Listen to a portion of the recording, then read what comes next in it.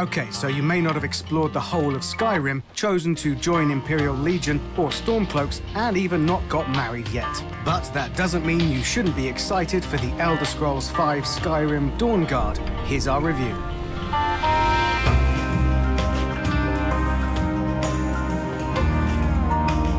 Dawnguard adds a brand new storyline to Skyrim. The vampires, led by Harkon, intend to use the Elder Scrolls to stop the tyranny of the Sun, while the Dawnguard seek to stop them. As the Dragonborn, you're given the chance to choose sides. While the story of Skyrim is great, it's fair to say the main appeal is held in the exploring of new areas and gaining new powers, weapons, and equipment. The storyline's present and nothing new, with the Dawnguard in particular being another secret organization where you climb the ranks for completing quests. Fortunately, there are new vampire and werewolf perks to unlock, as well as new shouts, dragonbone weapons, and crossbows that will keep you entertained for hours.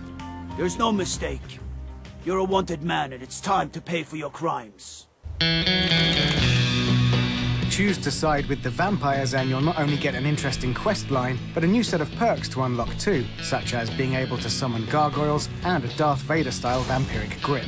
The chance to level up and unlock more powers will be welcome to any adventurer that has witnessed most of Skyrim. You also gain a new Fang in Serana, who will accompany you in battle and even raise fallen enemies for support. Undead bunny rabbit, anyone? He's got big pointy teeth! Most intriguingly, though, is the ability to transform into a vampire lord at will.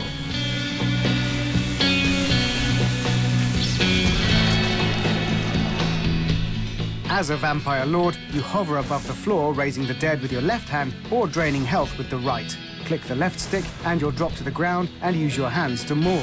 You can't look at your inventory, map, or even pick up items in this mode, but you can open doors.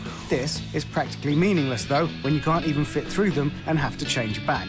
This wouldn't be so bad were it not for the fact that it takes about 10 seconds to do so, rendering you immobile and vulnerable to attacks.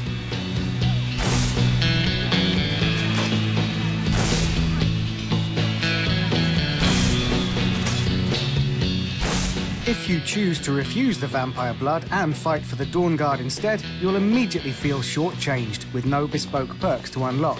When you have a choice of being a hugely powerful vampire with new powers and a set of unlockable perks, or staying the same to earn a crossbow and a troll, it's not hard to make up your mind. It just feels a bit, well, boring in comparison. Even with the impediments of using Vampire Lord, it's still preferable to not having it at all. Oh, hey there. You here to join the Dawnguard too?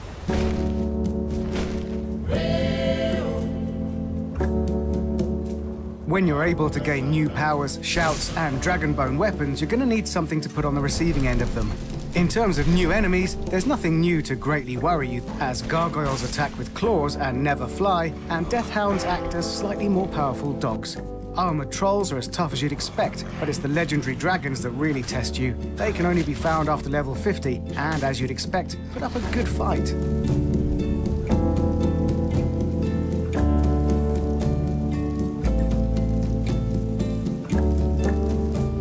The main appeal of Bethesda titles is the exploring of new land, and Skyrim has been no different. There are a few new locations to discover with Castle Volkihar and Fort Dawnguard featuring everything you'd expect from a castle. The Soul Cairn is far more interesting though, a purgatory plain filled with lost souls and an undead horse to acquire. The purple sky, as you can see, creates a unique aesthetic, making it feel completely different to the rest of Tamriel. Apart from a few other new and reused dungeons though, there is little new to find and explore.